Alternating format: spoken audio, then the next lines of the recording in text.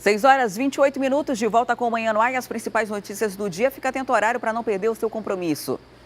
E uma jovem de 18 anos foi presa depois de abandonar os filhos em casa.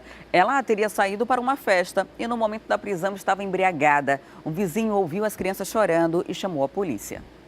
Mau expediente para os soldados Milani e Lopes havia começado quando foram surpreendidos por um chamado. O local, Rua do Amor, bairro Novo Israel. A denúncia era de seu Edmilson. 2 crianças, uma de 1 ano e meio e outra de apenas 1 mês de idade, estavam chorando muito. Ele tinha percebido que aquilo não estava certo e acionou a PM. O bichinho estava para morrer de tanto chorar e com fome aí à noite, desde 3 horas da madrugada até 7h30. Então o que mais a gente podia fazer era isso por eles mesmo.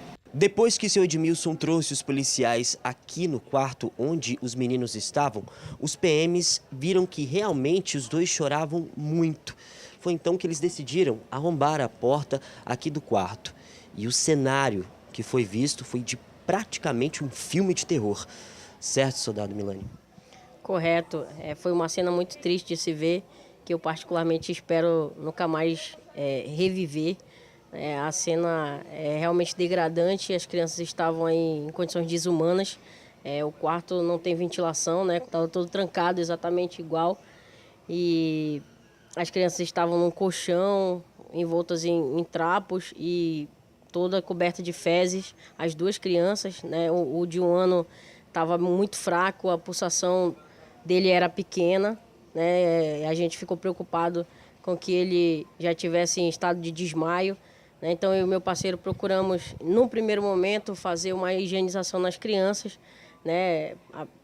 Pelo estado que eles se encontravam, né? Não era salutar que nós conduzíssemos essas crianças daquela forma. Então, no caso, vocês seguiram até ali o quintal, onde, no caso, as crianças tomaram um banho. Justamente porque, minutos depois, a responsável por tudo isso foi detida.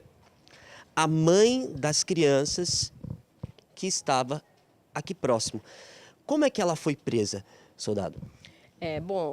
As nossas outras equipes do dia do turno foram atrás nos bares próximos para ver se encontrava alguma mulher e se alguma delas, por um acaso, seria a mãe dessas crianças, né? Segundo informações, foram populares mesmo que apontaram, porque ela é conhecida aqui na Redondeza, e apontaram que ela estava num bar. Então a guarnição foi até esse bar, comunicou a ela de que as crianças seriam conduzidas até a DEPCA.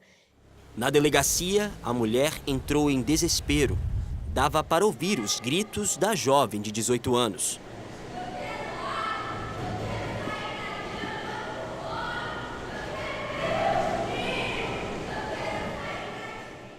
Ela alega que saiu de casa 4 horas da manhã, né, que tinha deixado com a irmã e tinha começado a beber fazia pouco tempo. Só que ela disse que o problema dela foi que ela tomou uma bebida alcoólica bem mais forte e logo depois ela passou a fazer uso de entorpecente e não lembra de mais nada. Quando acordou, ela disse que já estava aqui. Agora as crianças estão com o pai, um jovem de 20 anos. Ele disse que vai à justiça pedir a guarda dos filhos. Vou lá e vou pedir para eles passar a guarda do meu nome. Vai ficar comigo as crianças. Bem melhor, né? Bem melhor. E no meio de tanto desespero e tristeza, um ato de solidariedade nesse domingo de Páscoa. A população que viu as fotos das crianças sendo cuidadas pelos policiais militares resolveram fazer doações. Fraldas, lenços umedecidos e até leite em pó foram trazidos aqui para a delegacia. Realmente, hoje, o espírito da Páscoa foi bem, tocou bem a população, foi bonito. A audiência de custódia da jovem será nesta segunda-feira e ela deve responder pelo crime de abandono de incapaz. E agora vou mudar de assunto. O período de inscrição do Enem só começa no mês de maio. Mas de hoje até o dia 11 deste mês, os interessados em fazer o exame podem pedir a isenção da taxa de inscrição. Quem vai trazer os detalhes para a gente é a Júlia Magalhães. Olá, Júlia, bom dia. Quem é que tem direito e como é que solicita essa isenção? Muito bom dia para você, Adriane. Muito bom dia a todos. Pois é, olha, para solicitar essa taxa de isenção, tem que entrar no site, que é o enem.inep.gov.br. E aí, claro, preencher alguns pré-requisitos para solicitar essa taxa de isenção, viu? Por exemplo, ter cursado ou estar finalizando o ensino médio em escola pública, ou ainda ter cursado o ensino médio ou estar finalizando o ensino médio em escola particular, mas ser bolsista integral. E também comprovar que tem a renda inferior ou igual a um salário mínimo e meio. E aí sim você pode solicitar essa taxa de isenção. Mas todas essas informações também, todos os pré-requisitos estão no site. Vou repetir, enem.inep.gov.br. Se essa taxa de isenção for negada, o candidato ainda pode recorrer entre os dias 23 e 29 de abril. E aí sim, depois de toda essa situação da taxa de isenção regularizada, né, aceita ou negada, aí sim fazer as inscrições, a inscrição para o Enem. Esse ano acontece exatamente ao contrário do que aconteceu nas edições passadas, quando a pessoa se inscrevia no Enem e depois pedia a taxa de isenção. Esse ano não. De hoje até o dia 11 de abril, a taxa de isenção precisa ser solicitada no site, depois pode recorrer do dia 23 ao dia 29 e aí sim fazer as inscrições no Enem, que vão do dia 7 até o dia 18 de maio.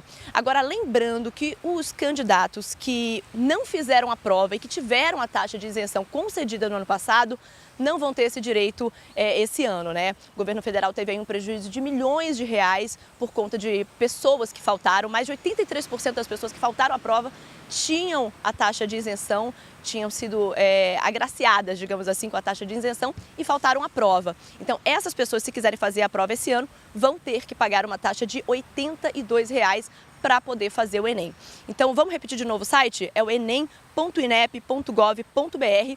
Inscrição, então, para a taxa de isenção já começa hoje e vai até o dia 11 de abril. Então, é bom correr aí, né, para poder garantir essa taxa de isenção e ler todas as informações também lá no site, Adriane, para saber realmente se o candidato está preenchendo os pré-requisitos necessários para poder pedir essa taxa. Adriane, volto com você.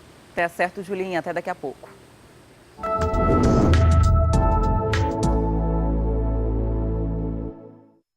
E uma profissão milenar ganha força na atualidade. Está fazendo literalmente a cabeça de homens e mulheres. Eu estou falando dos barbeiros. Cursos aqui em Manaus estão até com lista de espera. E quem pensa que são apenas homens que estão encarando o ofício se enganam. É o que você confere agora no quadro A Vaga é Sua.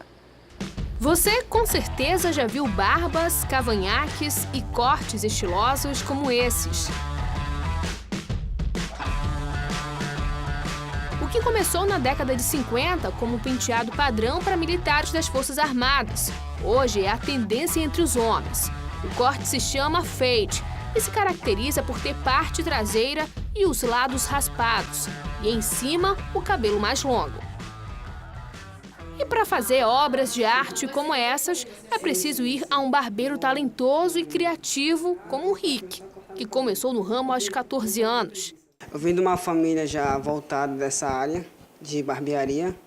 Tenho tios que eles são barbeiros e eu cresci no meio deles, ali vendo eles cortar cabelo. E eu gostava daquilo, entendeu? Aí eu fiz um curso com 14 anos, por influência da minha mãe, que ela era cabeleireira.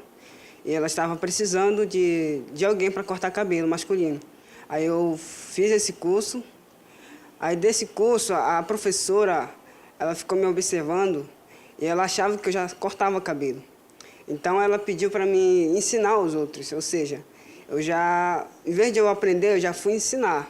Ele realmente começou cedo, já chegou até a fazer algumas barbeiragens. Errei um cabelo de um cliente e ele ficou bastante chateado comigo. E o que você disse? Aí eu tentei fazer de tudo para consertar, né? Mas no final deu tudo certo. Todo começo é assim mesmo. Por isso, esse Master Coach, que tem 20 anos de experiência e até formação na Europa, desenvolve capacitação para quem deseja conhecer o ramo da barbearia. Cortar cabelo qualquer um pode cortar. Agora, saber explicar o que faz um verdadeiro barbeiro, de onde vem essa cultura e por que hoje ela chegou a um patamar maior do que os próprios cabeleireiros, é que é a questão. Né? Você tem que devagar por modo, primeiro ano fazer um curso básico, depois do avançado, depois um designer, né? Depois um técnico. É o que nós fazemos hoje. Nós formamos alunos e depois transformamos eles em educadores. O Arlisson, que sempre corta o cabelo por aqui, se interessa pelo segmento. Ele faz a matemática que, se cobrar de 10 clientes cortes de R$20, poderá lucrar um bom dinheiro. Ensaia até algumas facilidades para o cliente. Por dia dá para tirar R$200, R$300. Isso não conseguiria em um trabalho convencional no seu agora? Não conseguiria. Se chegar com você e você falar que o corte é 10 e a pessoa querer pagar 5, como é que você fala? Sem problema. Pague 5, você ainda ganha uma lavagem de cabelo. Tudo para conquistar cliente? Com certeza. A arte de aparar e cortar cabelo exige qualificação profissional. E se você pensa que são só os homens que mandam bem, aí você se engana. Aqui no curso do Senac, sabe como elas, as mulheres, são conhecidas? É engraçado, usa-se um termo muito engraçado no mercado. Hoje elas são chamadas de Barbie Girl. Por qual motivo?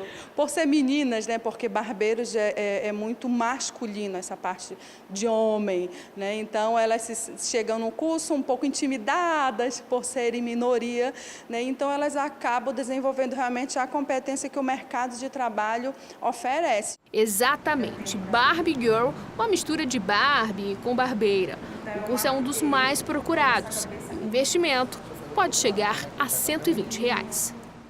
Então, o curso de barbeiro não é só para trabalhar a barba, é todo o visagismo, né? Parte de cabelo, também essa apresentação pessoal que hoje os homens estão buscando. Então, a gente viu várias barbearias aí abertas, né, na cidade, novas. Então, a gente precisa de profissionais qualificados para fazer esse serviço. E é importante dizer isso porque tem sido muito procurado esse curso. A gente já tem lista de reserva.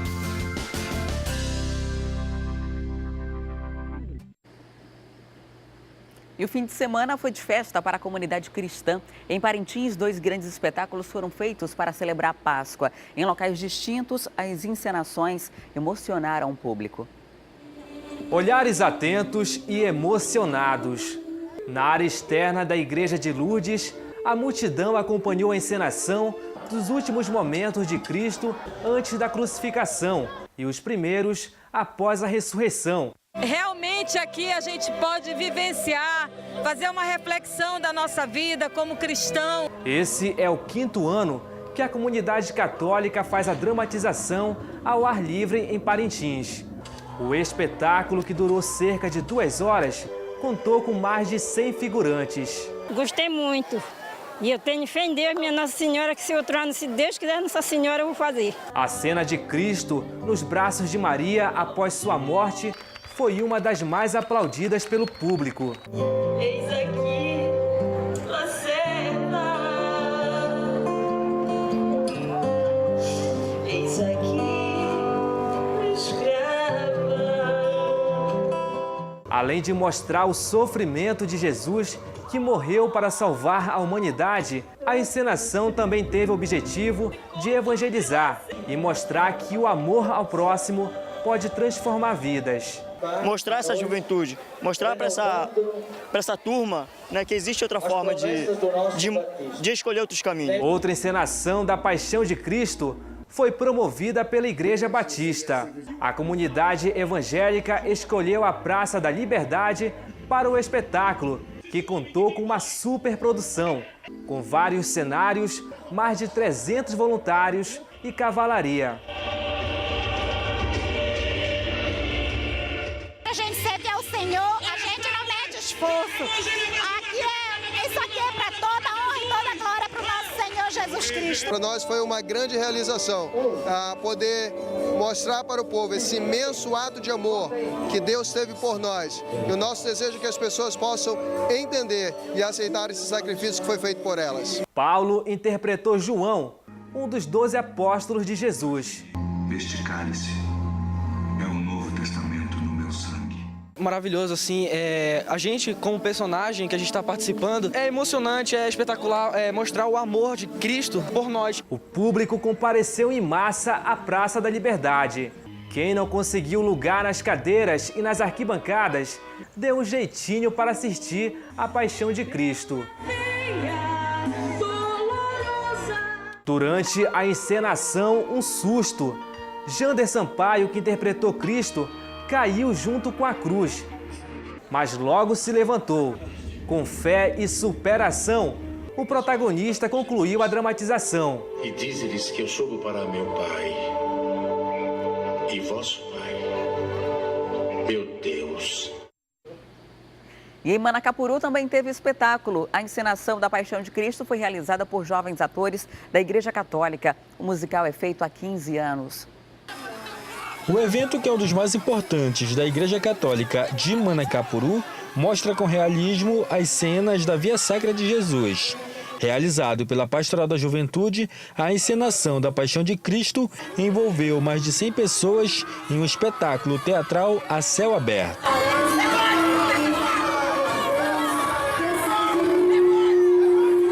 Há 15 anos, os jovens da Pastoral da Juventude da Paróquia Cristo Libertador se reúnem aqui nesta área, ao lado da paróquia, para a encenação da Paixão de Cristo, com cenários e muita emoção. Eles cumprem a missão de evangelizar através do teatro. A reapresentação da Santa Ceia e a oração no Getsêmani impactaram o público presente. Desde Caim e Abel até o enforcamento de Judas, o julgamento, a caminhada de Jesus para o Calvário e, por fim, a crucificação também surpreenderam. Mas foi com a ressurreição de Jesus que o público vibrou.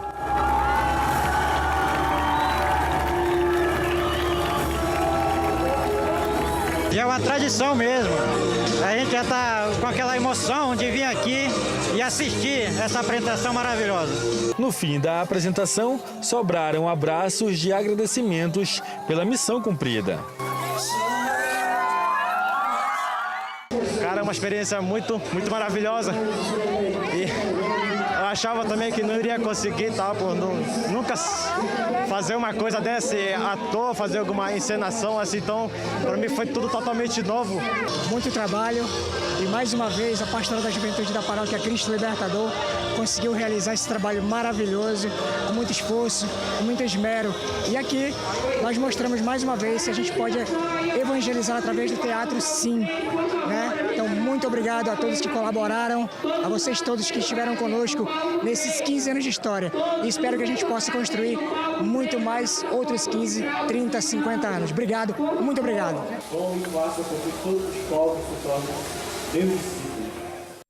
Agora são 6h43. Se você está ligando a TV nesse momento, não tem problema não, porque a gente preparou um resumo das principais notícias até aqui. Confira.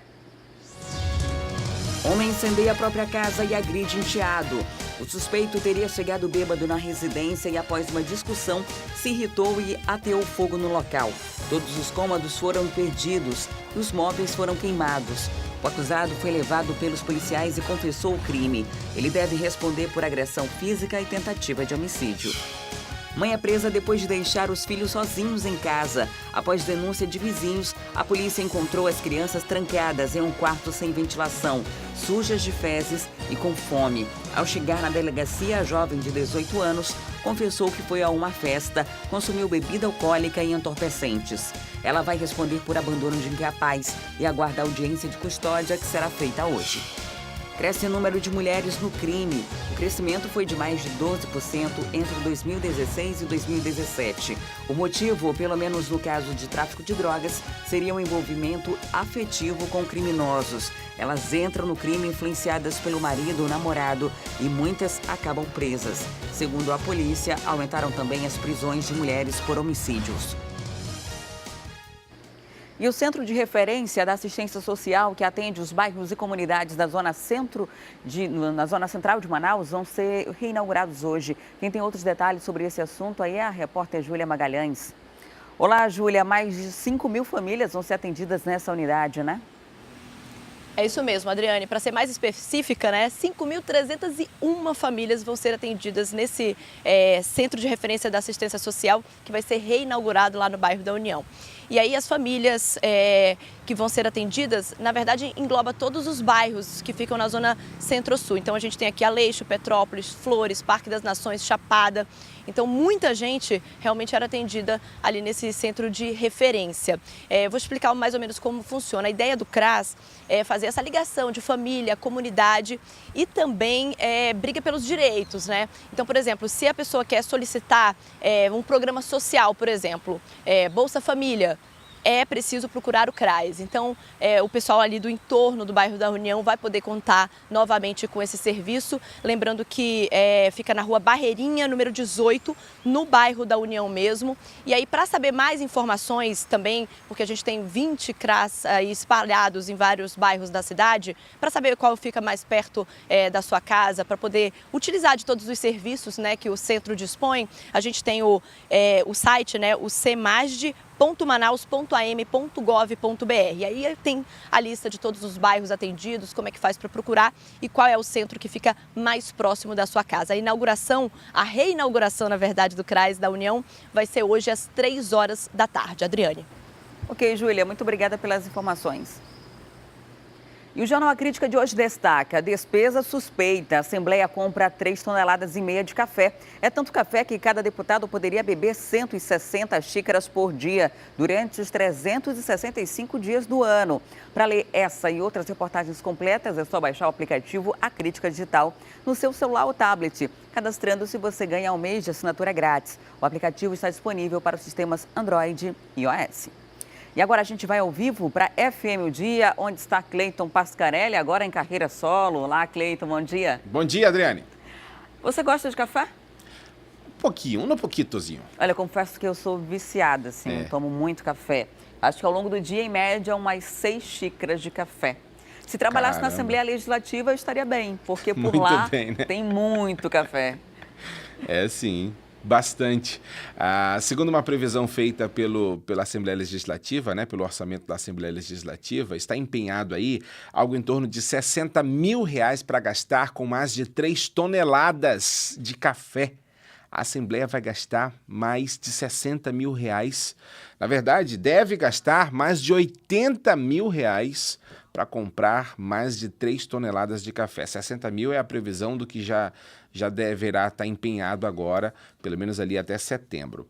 Para você ter uma ideia, daria para cada parlamentar tomar ali mais de 300 xícaras de café por dia. Você toma quantas mesmo? 6? 6, né? Imagina 300. É muito. Dá para você? E não dá para dormir tomando tanto café assim. Todo mundo ia adoecer de tanto café. É verdade. Inclusive os médicos já dizem que eu tomo café demais. Imagina tomar essa quantidade toda aí que foi adquirida pela Assembleia Legislativa. Alguém deu alguma explicação do porquê tanto café? A Assembleia Legislativa afirma que essa quantidade é principalmente porque, além de servir os parlamentares, serve também os funcionários da casa e qualquer visitante que apareça por lá. E esses cafezinhos são distribuídos entre as copas e levados aí também para os gabinetes. Agora, essa previsão de gastar ali algo em torno de R$80 mil para o ano todo ainda é inferior ao que já foi gasto em anos anteriores com café, leite e com açúcar também. A Assembleia já chegou a gastar mais de R$200 milhões com esses itens. Era sobre isso que eu ia falar, né? Porque esse valor de R$80 mil é só para o pó do café. Só para o pó do café. E aí tem o açúcar, tem o leite, tem tudo que entra também para incrementar esse cafezinho servido na Assembleia Legislativa do Estado, né? Deixa eu retificar rapidamente aqui, antes que alguém fique bravo. Eu falei R$200 milhões, mas não, já gastou mais de R$200 mil só com café, leite e também com açúcar. Se a gente fizer uma comparação com a Câmara Federal, que tem muito mais parlamentares, né? São mais de 513, exatamente. 513 deputados. Aqui a gente tem 24 parlamentares. Exatamente. Por lá, ainda fazendo a comparação de uma casa legislativa com a outra, a diferença é muito grande, né? Lá são gastos 53 toneladas de café por ano. E vale lembrar que, em número de visitantes, o Congresso Nacional, né, a Câmara Federal, recebe milhares de visitantes do mundo inteiro todos os meses. E por isso, 53 toneladas de café por lá. Eles gastam algo em torno de R$700 mil por ano. Eu tive um professor de economia e estatística que dizia o seguinte, Cleiton: nada é de graça, alguém paga o cafezinho. Nós. E nesse caso somos nós mesmos, né, que estamos Exatamente. pagando. E na primeira vez que essa história de cafezinho vira polêmica, o cafezinho lá do Tribunal de Contas já gerou bastante rebuliço, né? Os cafés mais caros e saborosos também dessas repartições públicas. E aí se levanta o questionamento do quanto se investe em café que poderia estar sendo aplicado de outra forma, né? Esse que é o questionamento. Não é que eles não podem tomar café, é que o quanto se gasta para isso, né? Se não é um gasto exorbitante, por isso levanta a suspeita aí, já que tantas xícaras de café por dia para cada parlamentar, mesmo dividindo nos seus gabinetes e também nas visitas eventuais da Assembleia. Exatamente. E eu ainda abro a seguinte discussão. Hoje, na nossa casa, se nós prepararmos o café, sempre vai ficar aquele pouquinho ali na cafeteira ou vai ficar aquele pouquinho ali na garrafa térmica, né? Então, sempre tem um descarte, sempre tem algo que sobra. Quanto será que sobra desse café todo, hein? É difícil fazer esses cálculos. Já pensou? Porque tudo que é em quantidade acaba sendo jogado no lixo, né? A gente deixa o espaço aberto aqui, de repente alguém quer se posicionar diante disso, explicar por que tanto café, ou se vai reconsiderar o contrato que foi feito, né? Já que já foi pago 60 mil reais, né? Ainda falta mais aí cerca de 20 mil reais a serem pagos da quantidade de café que foi solicitada pela Assembleia. O espaço está aberto. E Cleiton, muito obrigada por sua participação. Estamos aqui. Excelente começo de semana.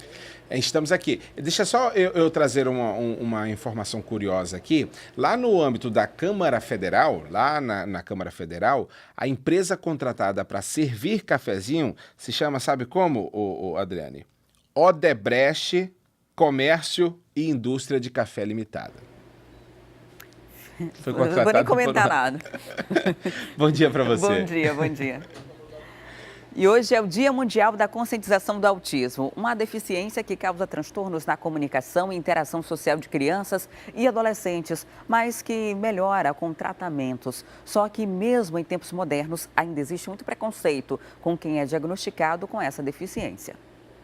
Os 2 filhos de Vanessa são autistas. Quando soube do diagnóstico do mais velho, ela nem imaginava o que era autismo. O processo de adaptação não foi fácil. Comecei a procurar, estudar, né, ver o que está acontecendo e através da mídia mesmo, quando chegou a fase divulgando o autismo, que eu vi que a característica do meu filho se enquadrava naquilo. Então, foi quando eu saí em busca de ajuda. Assim que foram diagnosticados, eles começaram o tratamento e agora já conseguem interagir com outras pessoas. Qual desenho que você mais gosta?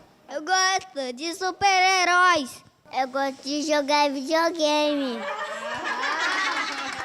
O autismo é um transtorno mental que afeta o desenvolvimento da linguagem e a comunicação e interação com outras pessoas. Ele se divide em 2 dias principais, que é a dificuldade na comunicação e na socialização e no comportamento. Essa criança poderá apresentar comportamentos restritos e estereotipados, que é atividades repetitivas, né? Então, o diagnóstico, né, ele é feito, quanto mais rápido é feito o diagnóstico, melhor vai ser para o tratamento dessa criança. Então, é importante que os pais, os professores, eles estejam atentos e observando, será que essa criança ela já está utilizando a fala para a idade dela? Será que essa criança já está conseguindo socializar com outras crianças? Ela já mantém o contato visual? Ela tem dificuldade em ouvir alguns sons? Ela acaba colocando a mãozinha no ouvido porque o barulho incomoda? Essa criança apresenta algumas atividades restritas, brincando sempre com o mesmo brinquedo? Então, é importante a gente observar e analisar, encaminhar o quanto mais cedo para um especialista para fazer um estudo desse caso. Segundo o Ministério da Saúde, cerca de 70 milhões de pessoas no mundo possuem algum tipo de autismo. Quanto mais cedo a criança é diagnosticada, melhor é o tratamento. Foi desse jeito que Caio e Cauã melhoraram e muito o convívio em sociedade. Foi a questão de socialização, a comunicação, que eles quase não falavam. Minha vez. Então, eu passou a interagir melhor com as crianças na escola, entendeu? Por causa do Dia Mundial da Conscientização do Autismo, uma exposição de fotos foi realizada pelo Instituto do Autismo no Amazonas. Cada fotografia mostrava uma característica desses pequenos. A instituição faz um trabalho com cerca de 50 crianças e adolescentes. São atendimentos com equipe multiprofissional, né, com fono, com psicólogo, terapeuta ocupacional, fisioterapeuta, pedagogia, educação física. Então é um atendimento que a gente tem a preocupação de focar, olhando a pessoa como uma pessoa integral, né? E apesar de ainda existir o preconceito, para quem convive com essas crianças, o que importa mesmo é o amor que elas carregam na alegria de viver a cada dia e vencer os desafios. A grande preocupação é olhar essa pessoa além do autismo. É uma pessoa que está ali, é uma criança, né? E aí é um ser humano. Então, o objetivo quando a gente olha e vê toda essa beleza, né, é quebrar essas barreiras do preconceito. E isso ainda é uma pedra que precisa ser retirada, que o preconceito ainda existe muito. E chegou a hora da nossa entrevista do dia e a gente continua falando sobre o autismo. Conforme você viu na reportagem, hoje é celebrado o Dia Mundial de Conscientização da Doença. E entre os principais entraves ao desenvolvimento dos pacientes está o preconceito que geralmente acontece diante da desinformação sobre o problema.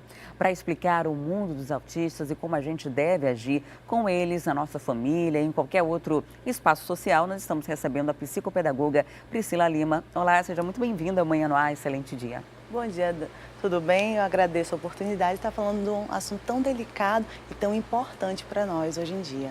O diagnóstico do autismo normalmente surge quando a criança começa a ter um desenvolvimento diferente das demais, algum comportamento diferente, e aí não é um exame específico que identifica, né? É uma junção de fatores, uma avaliação multiprofissional que identifica se a criança de fato tem esse transtorno. E a partir daí, quando não há informação suficiente, cria-se um pânico na família, de acreditar até que a criança seja incapaz de diversas coisas, quando a história é bem diferente se essa criança foi estimulada da forma adequada, né?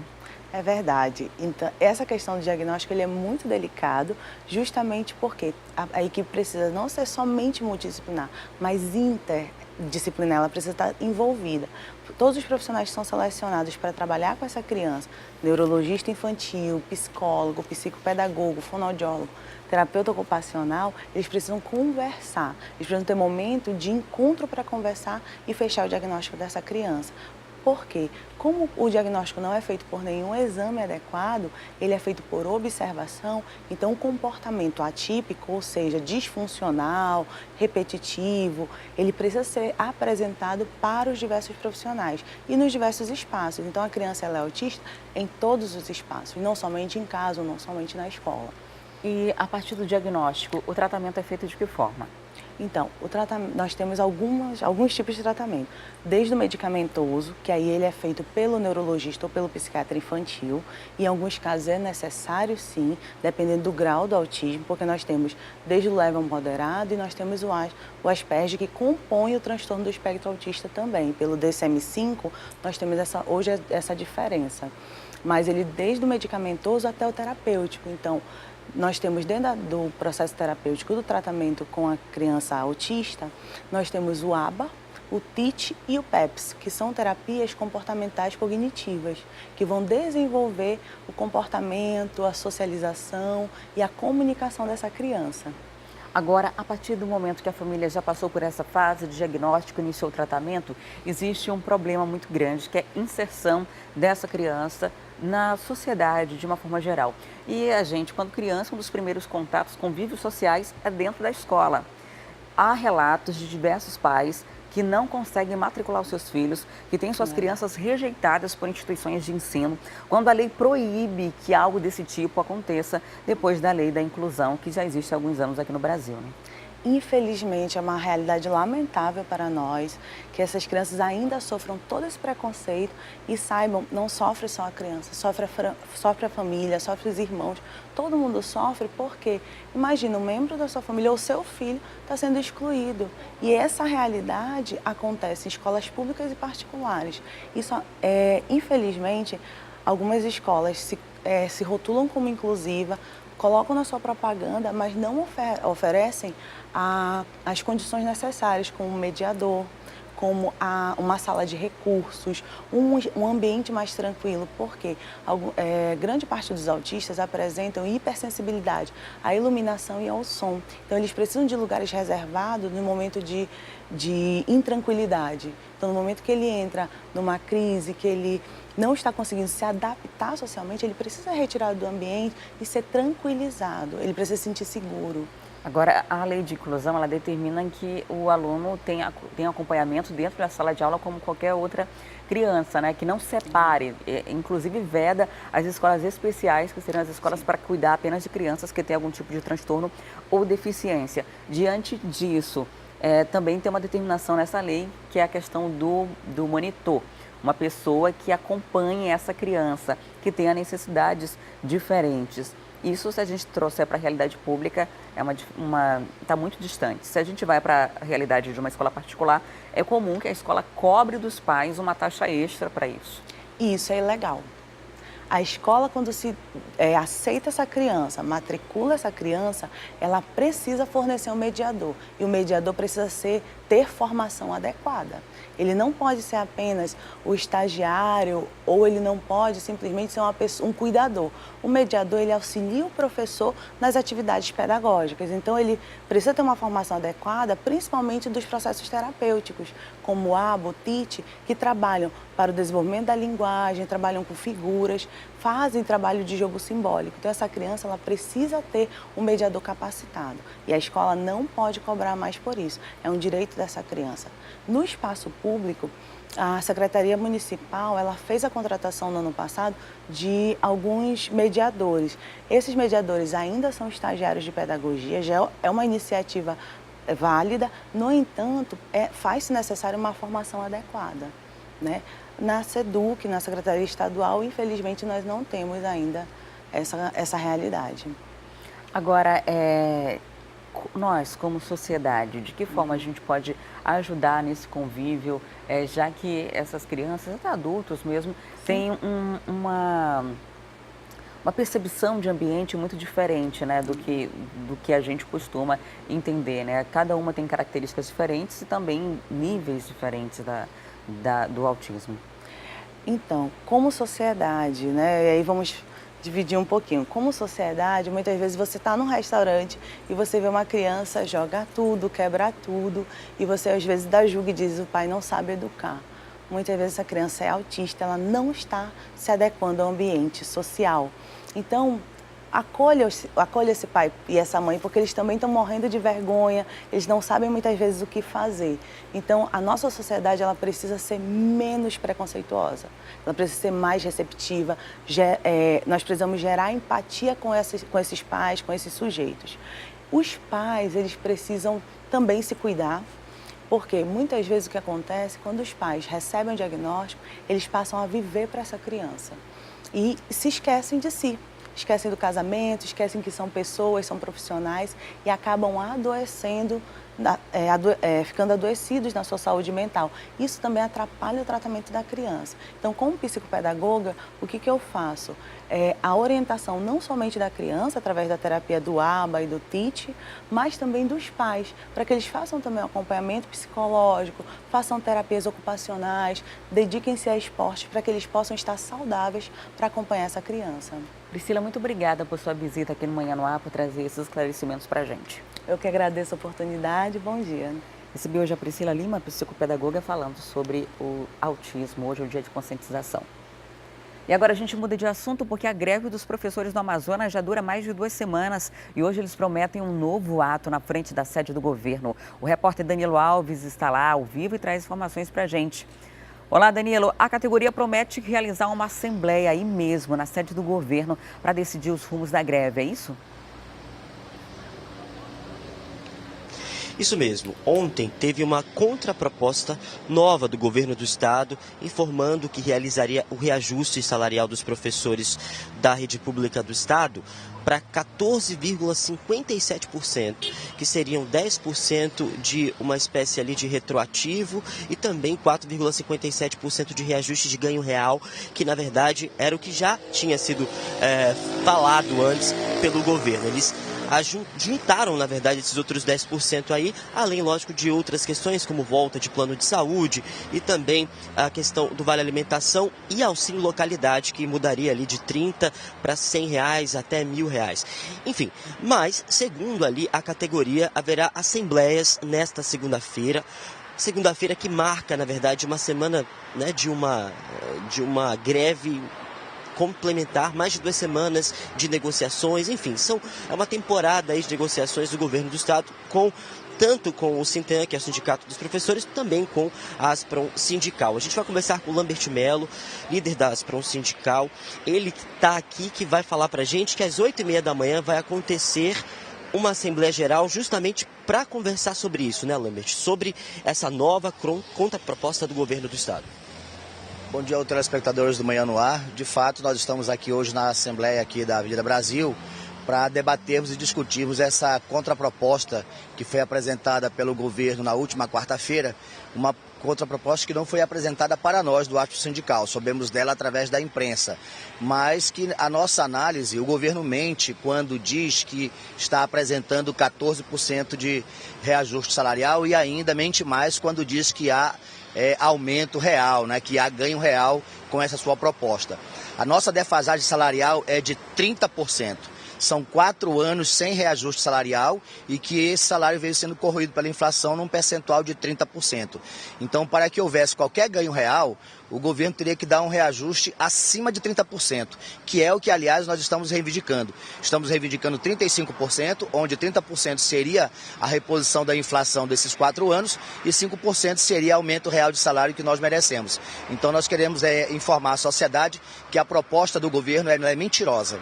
Então, no caso, esse ato vai justamente falar isso, falar que eles não aceitam essa nova contraproposta e também vão realizar mais manifestações e a paralisação continua. Nesta terça-feira, né, Lambert, vai haver um ato unificado na frente da Assembleia Legislativa, onde eles devem ouvir os professores, o próprio secretário da Educação informando o porquê do reajuste salarial está dando esse problema, né, já como há essa greve que já dura aí esse tempo todo. Agora, Lambert, haverá durante essa reunião uma carreata que vai sair de vários professores de várias zonas da cidade. Como é que vai acontecer isso? Bem, na verdade, nós estamos programando estarmos lá na Assembleia Legislativa a partir de amanhã para participar dessa sessão especial com a presença do secretário Lourenço Braga e nós estamos orientando aos nossos sindicalizados e aos nossos simpatizantes que possam estar indo direto para a Assembleia Legislativa, nos seus próprios transportes, nos coletivos, porque lá o horário está marcado para as 10h30, o início da sessão, mas nós queremos que os nossos simpatizantes estejam lá a partir das 8 horas da manhã, para que a gente possa, então, dialogar com o secretário, porque nós não entendemos essa demora. Nós estamos na busca dessa negociação desde o dia 8 de fevereiro, são mais de 50 dias em que a gente tenta negociar e propostas dignas não são apresentadas à categoria e nós não entendemos o porquê dessa demora. Nós queremos, então, que amanhã o secretário de Educação diga por que está demorando tanto para apresentar um percentual digno de reajuste salarial para a categoria dos trabalhadores de educação, que não são só os professores. Nessa greve estão os professores, os pedagogos, os servidores administrativos e também juntos com a capital e o interior do estado. Ainda temos 40 municípios que estão paralisados no interior do estado, portanto a greve é por tempo indeterminado e só retornaremos à sala de aula quando o governo apresentar uma proposta digna e decente para a categoria dos trabalhadores de educação. Muito obrigado, viu? Conversei com o Lambert Melo, coordenador-geral aqui da Asprom Sindical. Bom, já o Sintean informou que haverá também uma reunião à tarde, por volta das 3h30, lá na Praça do Congresso, onde também eles devem deliberar sobre essa questão da contraproposta do governo. Já de antemão, o próprio presidente do Sintean, Marcos Libório, informou que a categoria não deve aceitar esse reajuste, vendo que, assim como o Lambert Melo falou, não é viável para o trabalhador que está com esse salário defasado há pelo menos 4 anos. Por enquanto, o reajuste salarial ainda não aconteceu, a campanha salarial dos professores continua e, como a gente sabe, a aula está paralisada. Adriane Diniz. Ok, Danilo, muito obrigada pelas informações, até daqui a pouco. E já já a gente volta para falar do Barezão. Princesa e Manaus disputam o segundo turno e tem novidade chegando aqui na telinha da TV A Crítica. Um reality show regional que promete grandes emoções. A gente conta tudo para você logo depois do intervalo. Até já.